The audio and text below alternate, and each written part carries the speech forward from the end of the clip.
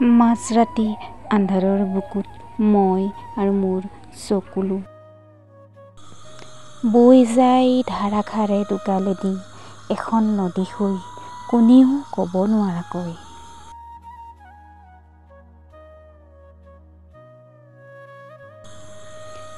নিস্তব্ধতাৰ আঁৰত চকুলো মোহাৰি পুনৰ হৈ পৰো আবেগৰ দলিচাত কোনেও নজনাকৈ। আলফুলে সাবটি লওঁ নিজান মায়াময় নীৰৱতাক।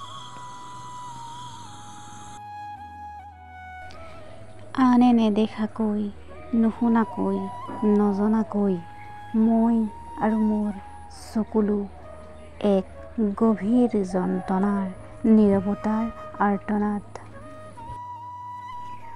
মাঝৰাতি আন্ধাৰৰ বুকুত মই আৰু মোৰ চকুলো